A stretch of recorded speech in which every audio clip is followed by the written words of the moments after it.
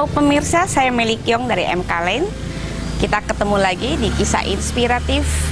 Kali ini kita akan bertemu dengan seorang ibu rumah tangga yang juga punya aktivitas yang luar biasa, melebihi ibu bekerja.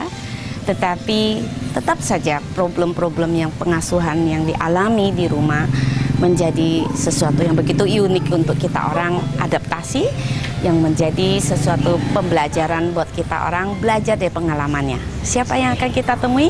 Kita akan ketemu dengan Ibu Fang Fang, sahabat saya.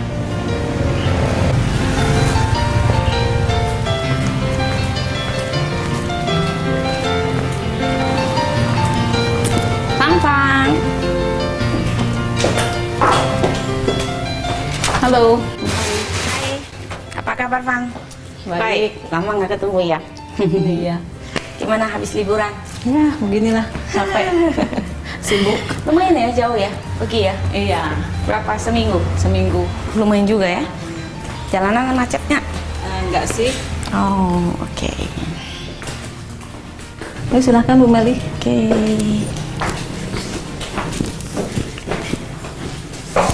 Ayo diminum. Gimana kabarnya? Baik. Lama nggak ketemu ya kita ya? Ya, lumayan. Liburan dari mana nih? Dari Jalan-jalan Jogja ya? kemarin jalan-jalan Wah, liburan. asik ya. Pemirsa, ketemu kembali dengan saya Meli Kyong dari MK Lane.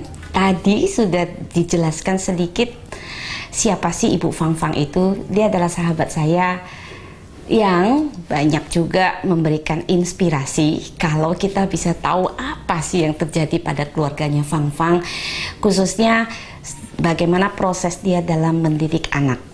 Tidak ada yang mudah sebenarnya, tapi juga tidak ada yang susah. Apapun yang dilewati oleh Ibu Fang Fang sangat pantas untuk kita jadikan inspirasi hari ini. Kita akan dengar sedikit ya apa yang kita tahu dari Ibu Fang Fang secara langsung. Fang, setahu saya kamu melewati sebuah proses yang cukup rumit ya. Dulu pernah menjadi ibu yang bekerja sebelum maksudnya sesudah punya anak masih sempat kerja nggak? Sempat kerja ya. Anak kedua. Oh, sampai anak kedua ya. Jadi anak pertama masih kerja, anak kedua itu sudah berhenti gitu ya. Anak pertama sempat berhenti. Terus anak kedua baru kerja lagi gitu ya. Karena terus udah berhenti biasa lagi kerja jadinya gitu ya. Oke. Itu satu proses yang tidak mudah gitu ya. Tapi saya rasa apapun yang dialami oleh Fang Fang pasti juga banyak dialami oleh orang yang lain gitu ya, orang-orang lain. Tapi kadang-kadang kalau dilihat dari kesibukan kamu, walaupun dalam statusnya yang tadi tidak bekerja itu, tapi cukup sibuk juga ya. Kelihatannya sibuk berorganisasi. Sibuk berorganisasi gitu ya. Nah, akibatnya itu kan pasti ada yang kelihatan itu yang memang harus menjadi korban gitu ya, dalam arti kata di sini korban yang ya terutama dalam pola pengasuhan anak gitu ya. Nah, selama ini kan khususnya kalau buat saya dan ibu-ibu yang bekerja itu kan ya wajar lah kalau dibilang kami yang bekerja itu tidak punya waktu bersama dengan anak-anak gitu ya. Sehingga yang ada di dalam pikiran kami sebagai ibu yang bekerja itu adalah kalau ketika ibu yang tidak bekerja itu pasti lebih banyak punya waktu gitu. Tapi kalau dilihat dari kesibukan kamu juga sama juga sibuknya gitu ya. Jadi sama tidak ada waktunya juga gitu ya. Nah, apa sih problem yang paling sering kamu hadapi gitu ya, khususnya dalam pola pengasuhan anak dengan kesibukannya kamu yang tanda kutip itu tadi? Ya, salah satunya mungkin ya anak-anak ya. Masalah anak-anak yang sering kita hadapi itu ya. Ya kenakalan anak-anak lah ya, biasanya ya. Terus ya keinginan-keinginan yang banyak. Terus udah gitu apalagi sekarang kan serba mau instan ya. Terus sama teknologi itu kan takutnya dampaknya gitu kan. Ya kita sih ambil yang positifnya. Memang ada positifnya dan negatifnya kan. Ya kadang ya yang negatifnya itulah yang kadang-kadang bikin kita tuh cemas gitu, bikin khawatir gitu, karena terlalu teknologi sekarang kan makin canggih gitu. Biasanya kan kalau misalnya kalau menurut gambaran ya kan terus terang ya mungkin kan kita berada dalam posisi yang berbeda ya, dalam satu posisi yang berbeda. Satu, saya adalah dulu ya maksudnya sebagai ibu yang bekerja, kalau kamu yang ibu yang tidak bekerja gitu ya. Kalau dalam pemahaman saya itu maksudnya ibu yang tidak bekerja itu lebih nggak punya problem gitu loh, harusnya itu ya, lebih nggak punya problem gitu. Nah, kalau saya yang saya hadapi yaitu masalah dengan waktu gitu ya. Tapi kalau misalnya kalau Fang-Fang kan istilah waktunya kan kamu lebih rileks ya, kapan gitu ya. Problem yang paling masalah itu kalau nggak salah yang kamu suka keluhkan tuh masalah komunikasi dengan anak. Ya, komunikasi dengan anak ya. Apalagi kan masa-masa dia punya mau menanjak dewasa ya. Nah itu remaja, jadi maksudnya ya adalah beberapa pemberontakan gitu, yang dulunya nurut ya kan, terus ya terakhir agak berontak, tapi sih ya untuk sekarang ini ya kita bisa menyesuaikan lah gitu. Oke. Jadi gini, yang di sini saya tangkep itu adalah misalnya kayak gini, kalau kami kan ya tadi kalau karena kami benar-benar nggak punya waktu karena kami harus pergi bekerja gitu ya. Nah, buat Fang-Fang yang tidak bekerja itu tadi, tapi dengan aktivitas yang begitu tinggi, kamu tetap memperhatikan lewat komunikasi, misalnya by phone. Yang kamu tanyain itu tetap misalnya gini, oh ya gambaran kamu itu udah makan belum, udah ini lu bikin PR belum, udah gitu ya. Terima beres. Ya pokoknya terima beres kayak gitu ya. Pokoknya terima beres saja.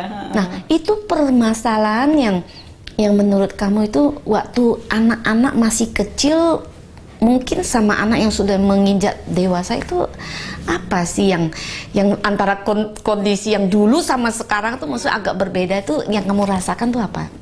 Maksudnya yang ya misalnya kalau waktu anak masih kecil gitu, udah makan belum? Oke, dia masih nerima aja gitu ya. Jadi mungkin setelah besar itu mungkin dia bisa compare gitu ya. Ya karena anak-anak kan bersosialisasi ya. Jadi dia ada compare dengan teman-temannya, kok dengan orang tua temennya kayak gitu misalnya gitu ya. Apa nih yang membuat Fang-Fang kadang-kadang misalnya, aduh kamu anak kecil maksudnya nggak itu deh, pokoknya mama udah pikirin yang terbaik buat kamu gitu. Bisa seperti itu nggak? Ya bisa ya, contohnya ya kalau sekarang kan dia makin besar, jadi sana kebutuhan juga makin besar ya.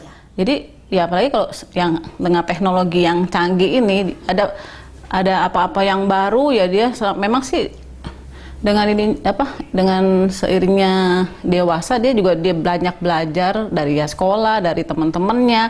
Ya kadang dia lihat teman-temannya ya kan, dia pakai kayak gadget, ya dia mau, cuma kan ya kita juga kadang-kadang ya kita turutin ya, memang kadang ekonomi ya kadang-kadang ya kalau lagi ada kalau lagi enggak kan, atau kita kan juga mungkin ada planning yang lainnya untuk pendidikan dia ke depannya gitu kan.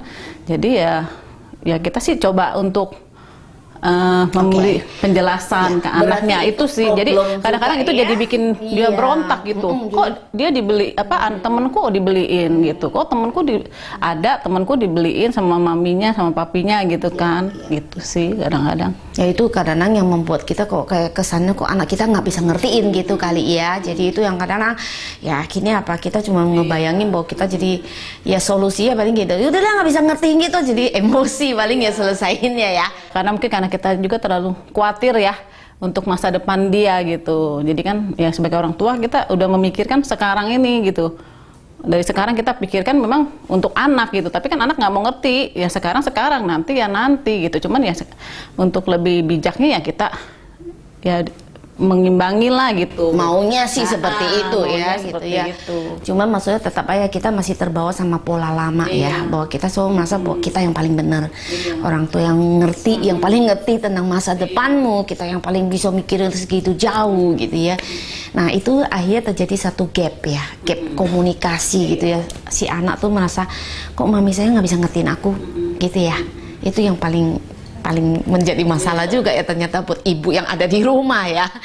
Nggak gampang ya, saya pikir itu cuma hanya terjadi pada orang-orang yang di luar, yang nggak, maksudnya yang mungkin waktu ketemu sama anak itu yang lebih sedikit itu lebih punya problem gitu ya. Ternyata nggak juga ya, ibu yang ada di rumah juga punya problem seperti itu. Nah dilihat dari permasalahan itu berarti ternyata untuk ibu yang bekerja sama tidak bekerja sama-sama berat di sini, ya sama-sama berat, sama-sama mengalami satu permasalahan yang kadang-kadang, aduh, bikin kita yang ngerasa hopeless gitu kadang-kadang gitu ya. Nah, kalau dilihat, saya kan kenal banget nih sama suamimu gitu ya. Kalau dilihat dari gaya suami kamu untuk melakukan pendekatan sama si anak gitu ya, saya ngelihat itu ada satu hal yang agak berbeda gitu ya. Itu apa yang kamu rasakan dari pola pengasuhan suami kamu yang bisa menjadi satu apa ya, satu titik buat solusi yang lebih baik buat anak-anak? Apa yang ya selama ini kan saya juga ya banyak belajar dari suami ya. Kebetulan suami juga enak diajak komunikasi gitu. Ya kita sebelum ke anak kita komunikasiin dulu apa nih yang perlu diomongin ke anak gini-gini. Ya kita ya jelek plus minusnya kita udah pikirin. Oh ini bagusnya begini, jeleknya begini gitu. Jeleknya begini, bagusnya begini. Ya udah kamu ngomongin ke anaknya gitu. Ya memang sih ya mungkin gini ya, awalnya mungkin karena gini ya, kalau maksudnya gini, kan tidak ada sekolah untuk menjadi orang tua gitu ya. Betul. Tapi karena tadi ya kita masih berpegang bahwa saya yang benar gitu. Itu kan yang timbul jadi emosi gitu kan. Makanya ya kita juga suami istri harus pemikirannya terbuka, open minded juga gitu. Jangan apa-apa harus begini, harus begitu gitu. Oke. Nah, dengan kondisi yang emosi itu gitu kan. Nah, finally saya mendengar input dari kamu gitu bahwa kamu mendapatkan sesuatu nih dari hasil broadcast dari MK ya. Nah, habis itu kita akan cerita. Pemirsa, kita akan kembali setelah pesan-pesan berikut ini. Apa sih solusi yang telah didapatkan oleh Ibu Fang Fang bersama suaminya dalam pola pengasuhan yang lebih baik bersama dengan ketiga putra dan putrinya.